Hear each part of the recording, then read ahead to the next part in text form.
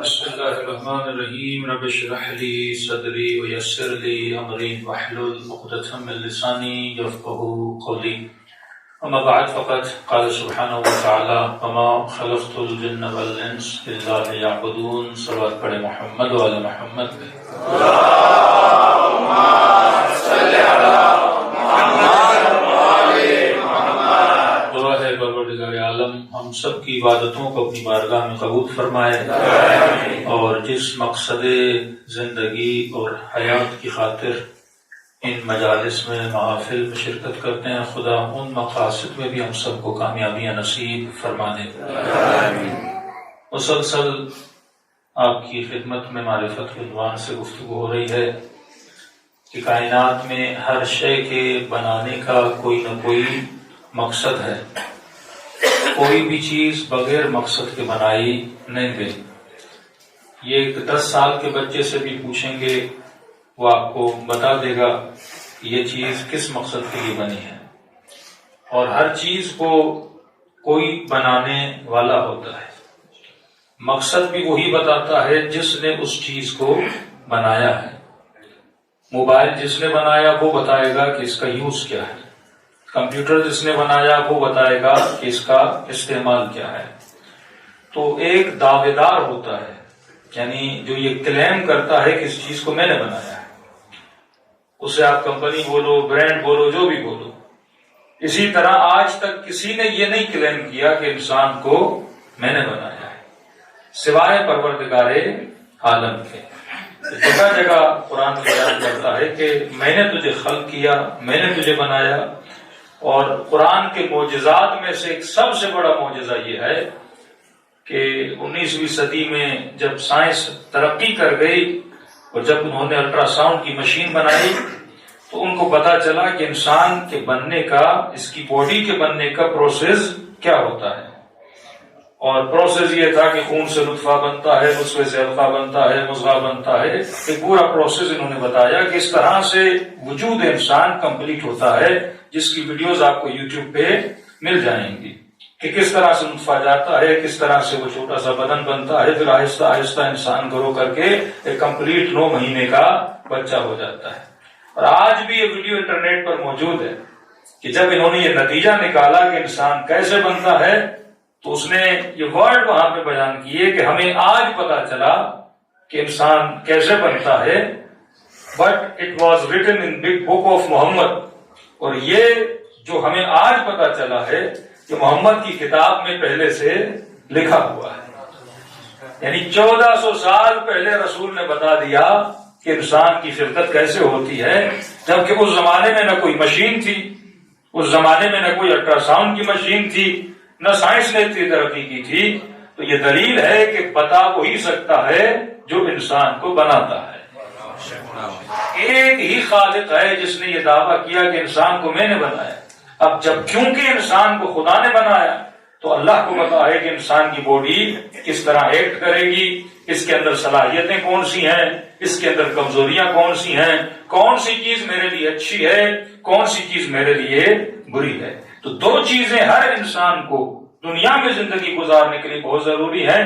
ایک انسان کو معلومات ہو، مثلاً کوئی انڈیا جاتا ہے یا انگولا آتا ہے یا پاکستان جاتا ہے، آپ کو علم ہونا چاہیے میں کہاں جا رہا ہوں، وہاں کے مسائل کیا ہیں، وہاں کی پریشانیاں کیا ہیں، وہاں کی لینگویج کیا ہے، وہاں کی کرنسی کیا ہے، وہاں پہ سارے قوانین کیا ہیں. تو جب تک آپ کو علم نہیں ہوگا آپ ایک جگہ پہ بس نہیں سکتے، ایک جگہ پہ رہ نہیں سکتے. اسی طرح جب تک میرے پاس معلومات نہیں ہوں گی، جب تک میرے پاس انفارمیشن نہیں ہوگی کہ میں کہاں سے آیا ہوں. مولوی کا جملہ ہے خدا رحمت کرے اس بندے پر جو 3 چیزوں کا علم حاصل کر لے، یعنی اس کی زندگی میں خوشی ہی خوشی ہے. وہ بندہ کبھی بھی اپنی زندگی میں ڈیپ ڈپریشن میں نہیں جاتا، کبھی بڑی پریشانی میں نہیں جاتا، کبھی عدم اطمینان کا شکار نہیں ہوتا. مولا کون سی 3 چیزیں ہیں؟ فرمایا علم من این فی این الی این. یہ 3 چیزیں جان لے کہ کہاں سے آیا ہے، کہاں پہ رہ رہا ہے اور اس نے کہاں تک جانا ہے. ہمیں صرف یہ پتا ہے کہ ہم دنیا میں پیدا ہوئے اور یہ نہیں پتا کہ دنیا کے بعد جائیں گے کہاں سے. یہ بھی نہیں پتا کہ ہم کس دنیا سے آئے ہیں، کس عالم سے آئے ہیں. تبھی خدا کہتا انا للہ وَإِنَّا إِلَيْهِ راجعون۔ اِنَّا لِلَّهِ کا مطلب کیا ہے؟ تم سب میرے ہو۔ اِنَّا لِلَّهِ، تم سب کس کے ہو؟ میرے ہو۔ وَإِنَّا إِلَيْهِ راجعون، اور پھر واپس پلٹ کے کہاں ہوگے؟ میری طرف ہی آ جاؤ گے۔ یعنی ہم جہاں سے آئے ہیں اللہ کی طرف سے آئے ہیں، عالم ملکوت سے آئے ہیں عالم ناسوت کی طرف۔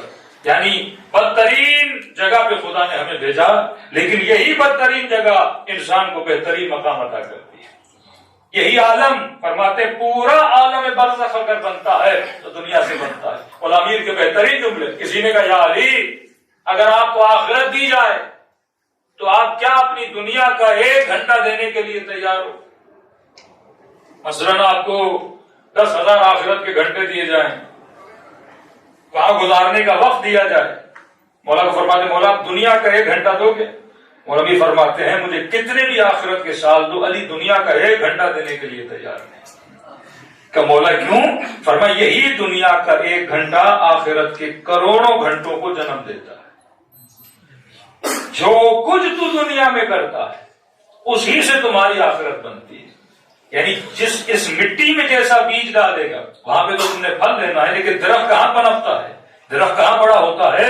اسی دنیا میں بڑا ہوتا ہے۔ تو سب سے پہلے انسان کو یہ علم رکھنا ہے کہ میں کہاں سے آیا ہوں، کہاں پہ رہ رہا ہوں، اور میں نے کہاں جانا ہے۔ ایک بہترین عالم سے آئے ہو، ایک بدترین جگہ پہ آئے ہو، اور اسی بدترین جگہ سے تم نے بہترین دنیا میں پھر کیا کرنا ہے؟ واپس جانا ہے۔ جس طرح بچہ ماں کے پیٹ میں زندان میں ہوتا ہے، جیل میں ہوتا ہے گویا، لیکن اس کا جو کچھ بھی بنتا ہے وہ ماں کے پیٹ میں بنتا ہے۔ ہاں اس دنیا میں اندھیرا ضرور ہے، وہ ماں کا پیٹ محدود ضرور ہے، وہاں لذتیں بہت کم ہیں، وہاں بندہ اتنا گھوم پھر نہیں سکتا، وہاں دیکھ نہیں سکتا، وہاں سن نہیں سکتا، ظلمات کے اندر رہتا ہے، اندھیروں کے اندر رہتا ہے، ڈارکنیس کے اندر رہتا ہے، لیکن وہی ماں کا پیٹ ہے کہ اسے صحیح سالم بنا کے یہ طاقت دیتا ہے کہ دنیا میں آ کے چلنے کی صلاحیت پیدا کرے۔ اگر ماں کے پیٹ کے اندر ہاتھ صحیح سے نہ بنے، ماں کے پیٹ کے اندر آنکھیں صحیح سے نہ بنے، ماں کے پیٹ کے اندر زبان صحیح سے نہ بنے، ماں کے پیٹ کے اندر دماغ صحیح سے نہ بنے، تو یہ پیدا ہونے کے بعد ایک نارمل رہتا ہے۔ لیکن اگر وہاں سے صحیح سالم ہو کر دنیا میں آ جائے تو دنیا میں چلنا بھی آسان ہے،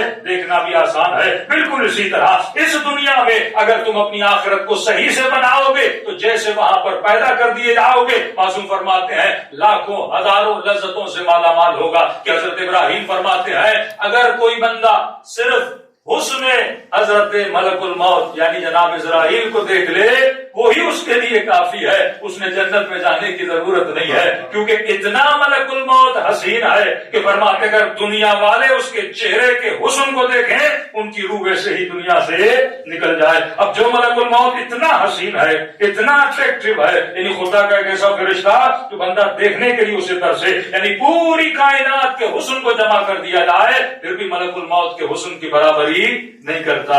پھر سوال یہ ہے کہ وہی ملک الموت ہمیں ملتا ہے، ایسی شکل کا ہوگا، بندے کو ڈرائے گا، بندہ دیکھ کے پریشان ہو جائے گا، ایک طرف بولے اتنا حسین ہے، دوسری طرف بولے اتنا ڈراؤنا ہے کہ ہر بندہ پریشان ہے میں ملک الموت کو نہ دیکھوں۔ فرمایا جب ملک الموت آتا ہے اس کا چہرہ تو حسین ہے، لیکن اس کے چہرے میں جسے تو دیکھتا ہے تو اپنا عکس دیکھتا ہے۔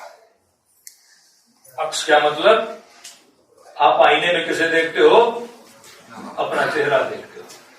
فرماتے ملک الموت جس بھی بندے کو، خود تو خوبصورت ہے لیکن اس کے چہرے کو جب بندہ دیکھے گا تو اس کے چہرے میں تجھے اپنا چہرہ نظر آئے گا، اس کے چہرے میں تجھے اپنا عمل نظر آئے گا۔ تو جیسا تو نے عمل بنایا ہوگا ویسا ملک الموت کا چہرہ تجھے نظر آئے گا۔ ملک الموت ڈراؤنا نہیں ہوتا، تیرا اپنا عمل ہے جو تجھے ڈرا رہا ہوتا ہے۔ لیکن اگر تیرا عمل اچھا ہے تو ملک الموت تو پہلے سے خوبصورت ہے، اور اس کے اوپر تیرا اچھا عمل جب اس کے ساتھ ملے گا اور اس سے زیادہ وہ خوبصورت ہو جائے گا۔ فرماتے ہیں گلاب کی خوشبو کے پھول کی طرح ہے کہ بندہ دیکھتے ہی رہ جاتا ہے اور کہتا ہے میں اس ملک الموت سے کبھی جدا ہی نہ ہوں، یعنی دیکھتے ہی انسان کو گویا اس سے عشق ہو جاتا ہے، خدا نے اسے کتنا حسین بنایا ہے۔ تو یہ ملک الموت برا نہیں ہے، کہ ہماری نگاہ ہوتی ہے جو بری ہوتی ہے۔ دوسرا تصور، اکثر لوگ جو ہے وہ قبر سے ڈرتے ہیں، کیونکہ ہمارا تصور دنیا ہے۔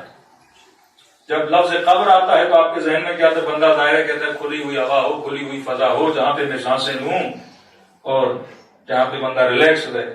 اب اچانک آپ کسی مردے کو لے گئے اور قبرستان میں ایک چھوٹی سی قبر کے اندر ڈالا اور اوپر سے آپ نے پتھر وتھر ڈال کے بند کر دیا، اب فوراً بندہ خوف زدہ ہو جاتا ہے کہ مجھے اسی قبر میں ڈالا جائے گا، میں سانس کیسے لوں گا، اندھیرے میں دیکھوں گا کیسے، وہاں پہ بچھو بھی ہیں، وہاں پہ مختلف چیزیں بھی ہیں، تو آدمی قبر سے کیا ہو جاتا ہے، خوف زدہ ہو جاتا ہے۔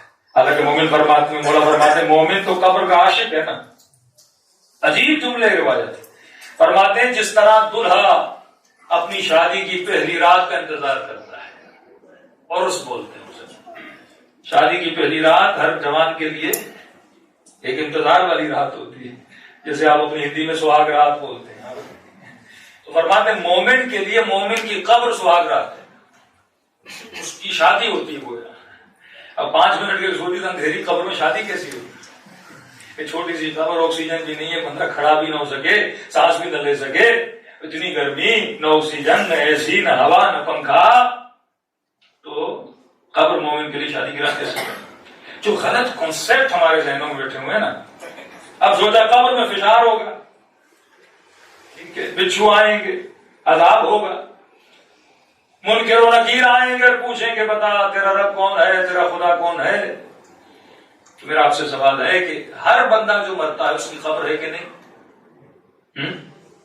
شیعہ ہو نہ ہو، ہندو ہو، کرسچن ہو، مسیح ہو، سب کی قبریں ہیں کہ نہیں؟ بولے نا، ہے کہ نہیں؟ ہاں، سب کی قبریں ہیں نا۔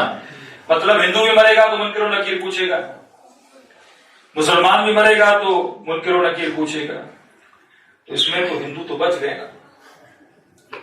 ہاں، ہم سارے جائیں گے قبروں میں، منکر و نکیر پوچھے گا انہوں نے جلا کے جان ہی چھڑا دی، کوئی قبر نہیں ہندوؤں کی۔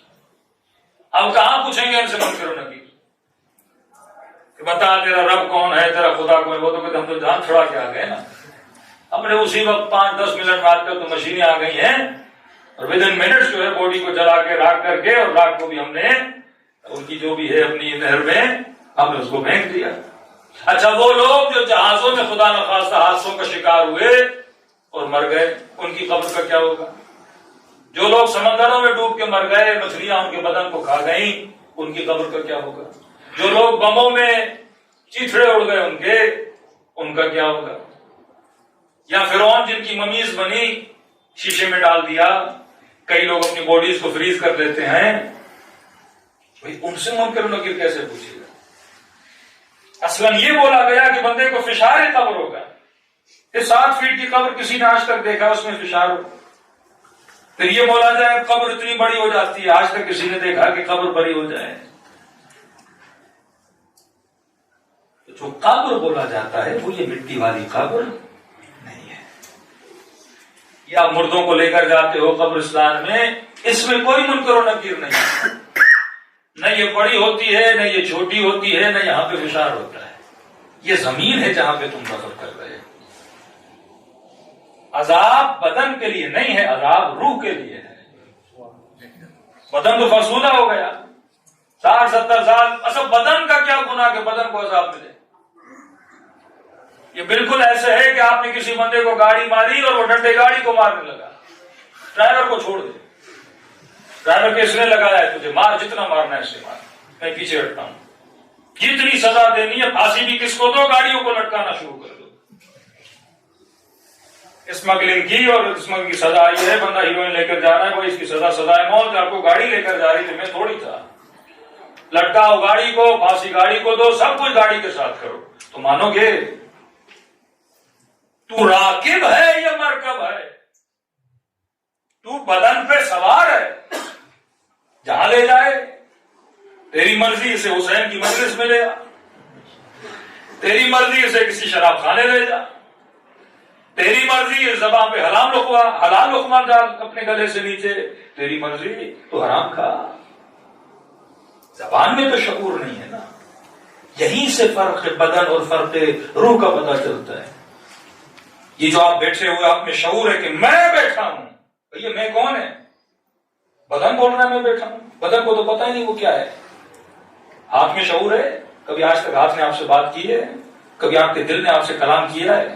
کبھی آئینے میں دیکھ کر آنکھیں نے آپ سے باتیں کی ہیں؟ اس جوان نے کہا مولا میری آنکھیں بولتی ہیں کتنے خوبصورت ہو۔ میں نے کہا قیامت کے دن کو جیسے حسینوں کو لایا جائے گا کہتے ہیں چوری اوپر سے سینہ زوری.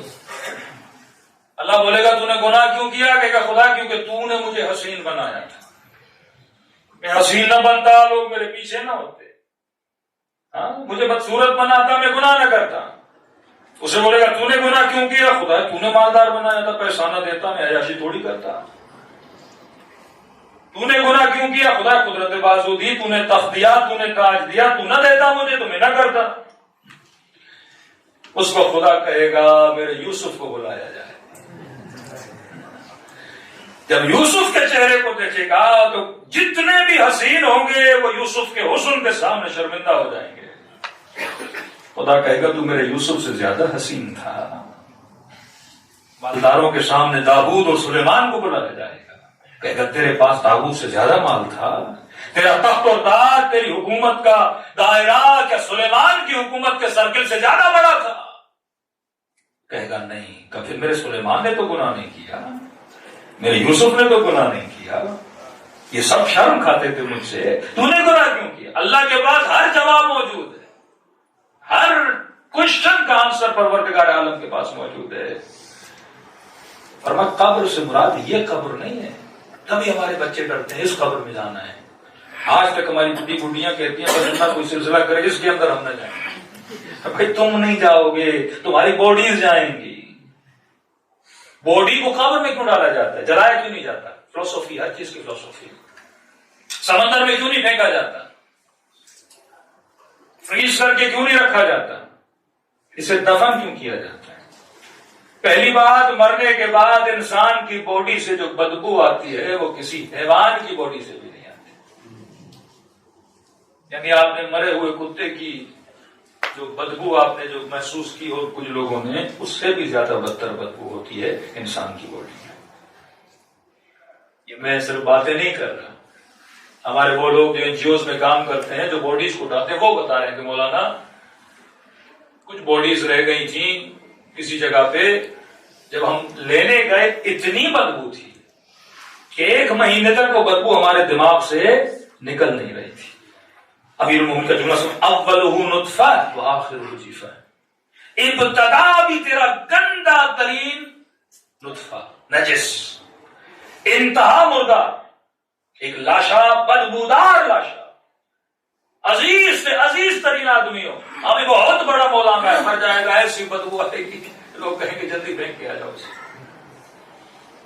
عزیز ترین رشتہ آپ کا، بیوی سے بڑا پیار ہے، بیٹے سے بڑا پیار ہے، باپ سے بڑا پیار ہے. ہاں بھائی جیسے مرے گا نا کوئی مرشد بھی آپ کا ہوگا نا، بدن سے کیا آئے گی؟ ایسی بدبو آئے گی 2 دن بندہ گھر میں نہیں رکھ سکتا اس کو. لہٰذا حکم ملا اسے کیا کرو؟ دفن کرو. دفن کیوں کرو؟ جلائیں کیوں نہیں؟ دریا میں کیوں نہ پھینکیں؟ اللہ کا قانون ہے کہ ہر شے اپنے اصل کی طرف پلٹ کے جاتی ہے. اللہ کا قانون یاد رکھیے. جو چیز جس چیز سے بنی ہے وہ چیز وہیں پہ پلٹ کے چلی جاتی ہے. باڈی کہاں سے بنی؟ مٹی سے بنی. اب آپ کہیں مولانا مٹی سے نہیں بنی، نطفے سے بنی، خون سے بنی. خون کس چیز سے بنا؟ اصل کی طرف جاؤ نا. آپ نے پھل کھائے، پودے کھائے، آلو کھائے، ٹماٹر کھائے، یہ سارے کہاں سے نکلے؟ مٹی سے نکلے. اور جب آپ نے کھائے اس سے کیا بنا؟ پروسیس ہو رہا ہے نا. ایک آپ نے دانا زمین میں ڈالا، مٹی نے اسے درخت بنایا، اس درخت سے پھل آئے، پودے آئے، وہ آپ نے کھائے، اس سے خون بنا، خون سے نطفہ بنا، نطفے سے حلقہ بنا، مضغہ بنا، یہاں تک کہ جسم اور باڈی کمپلیٹ ہوتی کر یہ انسان بنا. پھر واپس یہی انسان پلٹ کے کہاں جائے گا؟ اسی مٹی میں جائے گا. پھر میری پوری باڈی مٹی میں جائے گی، پھر یہ باڈی مٹی بن جائے گی، پھر اسی مٹی سے کوئی پودا نکلے گا، پھر کوئی کھائے گا، پھر باڈی بنے گی. یہ پروسیس صدیوں سے چل رہا ہے. جس طرح مٹی سے لکڑی بن کے نکلتی ہے، جس طرح مٹی سے لوہا نکلتا ہے، جس طرح مٹی سے پیٹرول نکلتا ہے، اسی طرح مٹی انسان جنم دیتی ہے نا. اور یہی انسان واپس پلٹ کے مٹی میں جاتے ہیں، پھر مٹی بنتے ہیں، پھر لاکھوں انسانوں کی باڈیز بنتی ہیں، لیکن روح ایک ہی بنتی ہے. روح مٹی سے نہیں بنتی. تبھی کہا انا للہ و انا الیہ راجعون. للہ کیوں کہا؟ کہ نفخت من روحی. جب یہ بچہ 4 مہینے کا ہوا تو خدا کہتا ہے میں نے اپنی روح سے پھونک ماری. سمجھو ہم سب روح واحد تھے، یعنی عالم ملکوت میں ایک روح تھی. اور جب متعدد بدن بنے ملٹیپل باڈیز بنی تو یہ روح پھونک اللہ نے پھونکی اور متعدد بدنوں میں ذرہ ذرہ ارواح کا چلتا گیا اور ایک انسان متشکل ہوا. پھر واپس یہ روحیں کہاں پر جائیں گی؟ جہاں سے آئی تھی وہیں پہ پلٹ کے جائیں گی. یعنی جسم جہاں سے بنا تھا اسی مٹی میں جائے گا اور روح جہاں سے آئی تھی وہیں پہ پلٹ کے چلی جائے گی. آسان کر کے سمجھاؤں، آپ ہاتھ میں ایک بال لیجیے، یہ میرے ہاتھ میں بال ہے، میں بال زمین پہ ماروں گا، واپس کہاں آئے گی؟ زمین سے اٹھ کے جہاں سے پھینکی گئی تھی وہیں پر آئے گی. بالکل اسی طرح اللہ نے روح کو اوپر سے نیچے کی طرف نازل کیا اور جیسے ہم مریں گے پھر روح نیچے سے اوپر کی طرف چلی جائے گی. مٹی میں اس لیے دفن کیا جاتا ہے کیونکہ یہ چیز مٹی سے بنی ہے. جہاں کی امانت ہے وہیں پہ امانت کو واپس کیا جاتا ہے. ہم آگ سے نہیں بنے کہ ہمیں جلایا جائے، ہم پانی سے نہیں بنے کہ ہمیں سمندر میں پھینکا جائے، ہم مٹی سے بنے ہیں، ہمیں مٹی میں مل جانا ہے. باڈی کو ویسٹ تھوڑی کرنا ہے، دوبارہ مٹی بناؤ، ایک ٹھیلا بنے گا، پھر سے کوئی درخت بنے گا تاکہ یہ باڈی ویسٹ بھی نہ ہو، اپنی امانت وہیں پہ واپس چلی جائے اور روح جہاں سے آئی تھی وہیں چلی جاتی ہے. اب جو بدن مٹی سے نکلا اس کے اندر مٹی والی عادتیں ہوتی ہیں. کبھی کبھی بارش ہوتی ہے، آپ کو وہ مٹی کی خوشبو کتنی اچھی لگتی ہے، اس کا تعلق آپ کی فطرت سے ہوتا ہے. ان دونوں عادتوں کو آپ نے الگ کرنا ہے کہ بھائی میں بدن نہیں ہوں، بدن ایک گاڑی ہے جو اللہ نے مجھے دی ہے، چلتی ہے، ایک دن پرانی ہو جائے گی اور اس گاڑی کو میں نے چھوڑ کے پھر عالم برزخ میں ہماری روح کو نیا بدن دیا جائے گا، ایک نئی باڈی دی جائے گی. روح وداؤٹ باڈی نہیں رہ سکتی، روح ہمیشہ روح کو سواری کی ضرورت ہے. عالم برزخ میں نیا بدن دیا جائے گا جسے بدن برزخی بولا جاتا ہے. وہ ایکسٹرا آرڈنری اس کے اندر کوالٹیز ہوں گی، ایکسٹرا آرڈنری لذتیں پانے کی صلاحیت اس کے اندر ہوگی. یہ بدن ہم نے یہیں پہ چھوڑنا ہے، پھر اللہ وہاں پہ نیا بدن دے گا، پھر اسی بدن میں جائیں گے. تو جو منکر و نکیر کے سوال و جواب ہیں، جو عذاب ہیں، جو فشار قبر ہیں، وہ اس زمین والی قبر میں نہیں ہوں گے. قبر سے مراد ہے عالم برزخ. وہاں پہ بندے کو جلا دو یا جہاز میں اڑا دو یا بم سے ختم کر دو، برزخ تو اس کی آنی ہی آنی ہے. جیسے بدن سے روح نکلے گی ودن سیکنڈز اور ودن منٹس یہ عالم برزخ میں منتقل ہو جائے گا، ٹرانسفر کر دیا جائے گا اور وہاں پہ سے سوال کیے جائیں گے کہ بتا تیرا رب کون ہے، تیرا امام کون ہے، اور اس کی گردن میں کفن ڈالا جائے گا. کیوں گنہگار کی گردن میں جو اس کا نام اعمال ہاتھ سے لکھ کے ڈالا جائے گا، تو نے کتنے گناہ کیے، تو نے کتنے ثواب کیے، اتنا اس کا وزن بھاری ہوگا کہ گنہگار کی گویا گردن ٹوٹنے کے نام پر آئے گی. تو میں نے کہا ہندو تو بچ گئے، ہندوؤں کا کفن نہیں ہوتا. بس یہی تو پورے فل سوٹ میں جائیں گے، پینٹ شرٹ پہن کے ٹائی لگا کے، ان کا کفن کون سا ہوگا؟ تو یہ ٹائی فل سوٹ جو دنیا کی چیزیں ہیں وہ دنیا میں رہ جائیں گی اور ساری چیزیں کہاں پر جائیں گی؟ عالم برزخ میں. ہو سکتا ہے آپ کے ذہن میں سوال جنم لے مولانا، پھر کفن پہ زیارت عاشورہ کیوں لکھتے ہیں؟ پھر وہاں پہ خاک شفا کیوں رکھتے ہیں؟ اس کا صرف ایک ظاہری اثر ہے. جس طرح آپ یہاں پہ عمل کرتے ہو، نماز یہاں پڑھتے ہو، چیزیں وہاں بنتی ہیں، اس کا اثر ہوتا ہے آپ کی روح پر، کیونکہ خاک شفا باعث شفا ہے. جس طرح آپ کا بدن بیمار ہوتا ہے، روح کو بھی تکلیف ہوتی ہے، اسی طرح بدن کے ساتھ رکھتے ہو. ایک دعا کی نسبت ہے، وہ دعا کی نسبت آپ کے روح کو اوپر کیا کرتی ہے؟ اثرات کرتی ہے. مطلب ملک الموت جب اس کے روح کو ریسیو کرنے آئیں گے تو نگاہ بدن پہ بھی تو ڈالیں گے نا. وہاں سے اس کے بدن کو دیکھیں گے، وہاں پہ مثلاً خاک شفا پڑی ہے. وہاں پہ بدن کو دیکھیں گے، بدن غسل کے ساتھ پڑا ہوا ہے. وہاں پہ بدن کو دیکھیں گے، جامع کبیرہ لکھی ہوئی ہے. وہاں پہ بدن کو دیکھیں گے، زیارت عاشورہ لکھی ہوئی ہے. اور اگر بندہ ولی خدا ہے، دیکھیے یہ بھی کمال ہے کہ خدا اس کے بدن کو نشانی بنا دیتا ہے. کیا بناتا ہے؟ جیسے شاعر اللہ بولتے ہیں نا، نوح کی کشتی نشانی بن گئی. کہا کہ ہم فرعون کو نشانی بنا دیں گے، نشانی عبرت کہ دنیا دیکھے ہم نے اس کو کیسے تباہ کیا. آیت اللہ ابو الحسن اصفہانی جن کی قولوے کی خبر پہ آپ جائیں گے، مشہد میں خدا کی خبر ہے. ایسے چند کئی علماء ہیں کہ 300 سال کے بعد جب قبر کھدی تو جسم ویسے کا ایسا تھا. کہتے ہیں جس بندے نے اس دنیا میں اس بدن سے گناہ نہیں کیا، خدا زمین کو اجازت بھی نہیں دیتا وہ اس بدن کو کھائے. اس بدن کو عالمین کے لیے نشانی بنا دیتا ہے. دوسری بات یہ بولا جائے مولانا، ایک بڑی بحث ہے کہ ہم قیامت میں اس بدن کے ساتھ اٹھیں گے، نیا بدن ملے گا. تو سوال یہ ہے، یہ بدن تو بوڑھا ہو کے ختم ہو گیا، 80 سال کا 90 سال کا طاقت نہیں، اور کا جنت میں تو سارے جوان جائیں گے. مطلب نیا بدن دیا جائے گا نا، جوانی والا بدن دیا جائے گا نا. کہ قیامت کے دن لوگ آئیں گے قردۃ خاسئین، گنہگاروں کے چہرے کچھ خنزیر جیسے. رسول فرماتے ہیں میری امت کو جب اٹھایا جائے گا، میری امت 10 حیوانوں کی شکلوں میں اٹھائی جائے گی. صرف ایک فرقہ وہ ہوگا جن کی شکل انسانی شکل ہوگی. کچھ لوگ ایک حصہ وہ ہوگا جو انسانی شکل میں آئیں گے، باقی 10 حیوانوں کی شکل میں اٹھائے جائیں گے، کیونکہ انہوں نے دنیا میں زندگی جو گزاری، زندگی ہے حیوانی گزاری. یعنی جیسا تمہارا اخلاق وہاں یہاں پر ہوگا، ویسا حیوانی بدن وہاں پر دیا جائے گا. ایک بندے کا کام ہی صرف مثلا غصہ کرنا، ڈانٹنا، ٹوکنا، تو ہو سکتا ہے وہ کسی کتے کی صورت میں اڑ جائے. جو بھی گاڑی گزرتی ہے کتا کیا کرتا ہے؟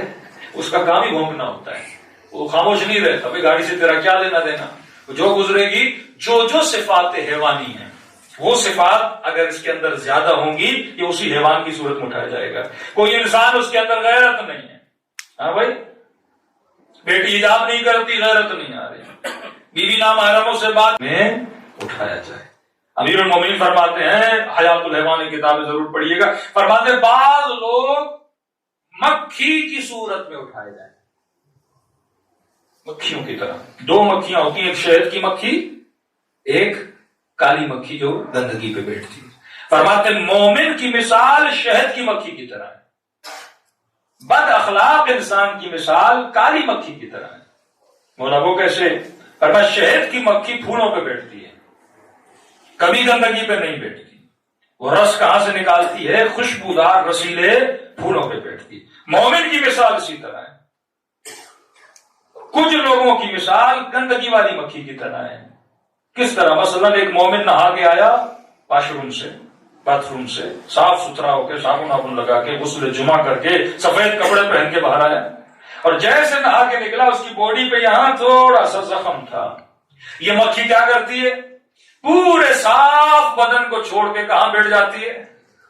جہاں پہ زخم ہے. کہ بعض لوگوں کی مثال اس طرح ہے، ایک بندے میں 10 خوبیاں ہوں گی، وہ ساری خوبیوں کو چھوڑ کے ایک ہی برائی پہ اٹک جاتے ہیں یا بیٹھ جاتے ہیں. کہ کبھی مکھی صفت نہ بنو، شہد کی مکھی بنو. ہمیشہ لوگوں کی اچھائیوں کو دیکھا کرو اور ان کو یاد کیا کرو. تبھی معصوم فرمایا مومن کبھی بھی سوء ظن نہیں کرتا، نیگیٹو نہیں ہوتا، ہمیشہ پازیٹو ہوتا ہے. کہ مومن کے لیے حسن ظن کرے، سوء ظن نہ کرے. اگلا جملہ حسن ظن اچھا سوچو، سوء ظن برا سوچنا. اب جملہ سنیے امیر المومنین کا. امام فرماتے ہیں برے خیال کے آنے سے پہلے 70 مرتبہ اچھے خیال کیا کرو. 70 ٹائم. مثلا ایک آدمی کو آپ نے کسی شرابی کے ساتھ دیکھا، فوراً شیطان ذہن میں خیال لائے گا ہاں بھائی یہ بھی شرابی بن گیا. اور فرماتے نہیں، 70 مرتبہ اچھے خیال سوچو. ہو سکتا ہے شرابی کی گاڑی خراب ہو گئی ہو، مدد کرنے گیا ہو سکتا ہے اس کی ماں بیمار ہو، تیمارداری کے لیے گیا ہو سکتا ہے اس کو ہدایت دینے گیا. یعنی اسی طرح 70 ٹائم ہو سکتا ہے اس کے بارے میں کیا سوچو؟ اچھا سوچو. لیکن ہمارا الٹ ہے، 70 ٹائم برا سوچتے ہیں، پھر 71 ٹائم کہتے ہیں ہو سکتا ہے بندہ شہر کے کام سے کیا ہو. لیکن 70 ٹائم ایک بندہ کسی شراب کی دکان سے مثلا باہر نکل رہا ہے، بندہ سوچ سکتا ہے بھائی کوئی کام ہو، کوئی پیسے کسی کے رہ گئے ہو، کوئی امانت دینے گیا ہو، لیکن ہم فوراً کیا سوچتے ہیں؟ برا خیال کرتے ہیں. پانی کا رنگ بھی شراب جیسا ہو رہا، کہتے ہیں پی لیے بندے. کا 70 مرتبہ اچھے خیال کیا کرو، 70 مرتبہ. اب 71 ٹائم پھر تجھے اجازت ہے. مطلب تو اتنے خیال کر رہا ہے. تو کسی نے امیر المومنین سے کہا، لوگ بھی بڑے عجیب ہوتے تھے مولا علی کے زمانے میں، تو اس نے کہا مولا اگر 70 مرتبہ اچھا سوچوں پھر بھی میرا من نہ مانے پھر کیا کروں؟ امام کہتے ہیں اب خود کو کہو اے نفس بدبخت، میں تجھے 70 خوبیاں بتا رہا ہوں تو ایک ہی برائی پہ اٹکا ہوا ہے. تو برا تو تیرا نفس ہوا نا، کہ میں 70 خوبیاں بتا رہا ہوں، تو کس پہ اٹکا ہوا ہے؟ ایک ہی برائی پہ اٹکا ہوا ہے. تو کہ مومن حسن ظن کرتا ہے. کچھ لوگوں کا مزاج مکھی مزاج ہوتا ہے، اور مکھی مزاج نہ بنے. معصومین نے حیوانوں کی بری عادتیں بھی یاد دلائی ہیں، اچھی عادتیں بھی یاد دلائی ہیں. اب یہاں پہ بتائیں کتنے شادی شدہ اور غیر شادی شدہ ہیں، یہ بھی ہمیں کاؤنٹ کرنا پڑتا ہے، اس حساب سے بندہ ٹاپک کا انتخاب کرے. اب معصوم فرماتے ہیں شوہر اور بیوی کا تعلق جو رومانس جسے بولتے ہیں، فرمایا رومانس کرنا ہے، معاشقہ کرنا ہے، محبت کرنی ہے تو کس طرح کرو؟ کبوتر کی طرح. فلموں سے نہیں سیکھو، کبوتر سے سیکھو. معصوم مثالیں دے رہے ہیں نا، دیکھو کبوتر کیسے پیار کرتا ہے، آپ نے دیکھا ہے کہ نہیں؟ میں نے دیکھا ہے. فرمایا مرغے کی طرح بیوی سے پیار نہ کیا کرو. کس کی طرح؟ کبوتر کی طرح. ایک طرف مرغے کی برائی گنوائی اور دوسری طرف جب غیرت کی باری آئی تو فرمایا مومن کی غیرت مرغے کی طرح ہوتی ہے. مرغے کی مرغی ہو نا، بھلے 3 ہی مرغیاں اس کی کیوں نہ ہو، دوسرا مرغا آگے کو دکھائے. اتنا غیرت مند ہوتا ہے وہ اس کو قریب ہی نہیں آنے دیتا. مرغا غیرت مند، خنزیر بڑا بے غیرت ہوتا ہے، اس میں ذرہ برابر غیرت نہیں ہوتی. اور لفظ حیا کی جب باری ہے تو حیا کے لیے مرغے کا نام نہیں ہے. دیکھیے مختلف ایکسپیکٹ ہے نا، غیرت مرغا، پیار کبوتر. جب حیا کی باری آئی تو کہا کوا. حیا سیکھنا ہے تو کوے سے سیکھو. کوے کو کسی نے بھی اپنی بیوی کے ساتھ نہیں دیکھا، اتنا باحیا آدمی ہے. انگریز تو کوے سے بھی گئے گزرے. کوے جتنی انسان میں عقل ہونی چاہیے. جب انسان جب انسانیت سے گرتا ہے تو معصوم فرماتے ہیں تو اشرف المخلوقات. سب سے پہلے میں نے عرض کیا جب ماں کے پیٹ میں تھا تو جماد تھا، پھر بڑا ہوا تو نبات بنا، یعنی تو پودا بنا. پہلے تو پتھر تھا، پھر سمجھو تو سبزی بنا، تھوڑا بڑا ہوا، پھر تو حیوان بنا. اب تو نے کیا بننا ہے؟ انسان بننا ہے. یہ انسان اعلیٰ ترین مقام ہے. اور کئی چیزیں میں نے حیوانوں میں رکھی ہیں تاکہ حیوانوں سے سیکھ. اللہ کسی کا دشمن نہیں ہے.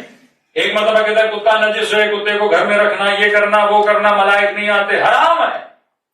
لیکن پھر فرماتے ہیں وفا سیکھنی ہے تو کتے سے سیکھ. حضرت موسیٰ یا حضرت عیسیٰ نے اپنی امتی سے پوچھا نا اگر کوئی تیرے اوپر احسان کرے تو کیا کرے گا؟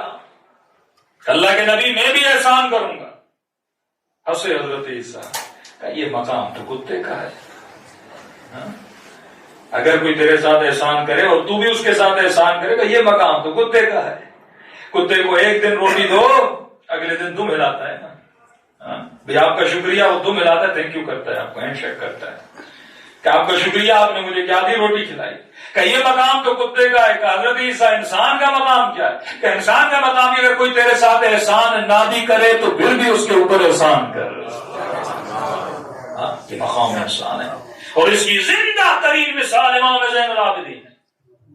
کسی نے کہا مولا ایک بندہ آیا ہے مدینے میں، رہنے کے لیے جگہ نہیں، کھانے کے لیے کھانا نہیں، سونے کے لیے گھر نہیں. مولا، امام نے فرمایا وہ اپنا سبیل ہے.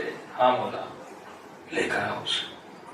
پہلے گھر بڑے ہوتے تھے، اہل بیت کی جو گھر ہوتے تھے الحمدللہ بڑے بڑے گھر ہوتے تھے، اور ایک بیرونی انہوں نے بنائی ہوتی تھی. یعنی گھر کے باہر ایک مہمان خانہ، کوئی بندہ کھانا نہ ہو، پینا نہ ہو، سونے کی جگہ نہ ہو تو رکھتے تھے لوگوں کو وہاں پہ رہنے کے لیے. امام نے اسے وہاں پہ آ کے روکا. وہ آیا، روکا، 2-3 دن کھانا کھایا، پانی پیا. امام کے غلاموں نے خدمت کی. جب جانے لگا تو امام نے کہا سواری ہے تیرے پاس؟ کہا نہیں. امام کا گھوڑا کھڑا تھا. غلام کہتا ہے سب گھوڑوں میں وہ گھوڑا اچھا تھا. امام نے کہا یہ لے گھوڑا اور چلا جائے. جب اس نے گھوڑا لیا اور جانے لگا کہتا ہے علی ابن الحسین لگتا ہے تو نے مجھے پہچانا نہیں.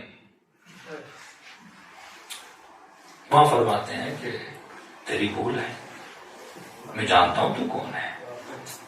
کہ کونوں میں؟ تو وہی نہیں جس نے میرے اکبر کے سینے میں برچھی ماری تھی. کہتا ہے پتا ہے میں کون ہوں؟ کہاں تجھے میں کیسے بھول سکتا. کہ جب پتا بھی تھا، گھر بھی دیا، کھانا بھی دیا، سواری بھی دی، جگہ بھی دی، یہ سب کیوں کیا؟ کہ کربلا میں ہم تیرے مہمان تھے، تو نے وہ کیا جو تیرا کردار تھا. یہاں تو میرا مہمان تھا، میں نے وہ کیا جو اہل بیت کا کردار ہے.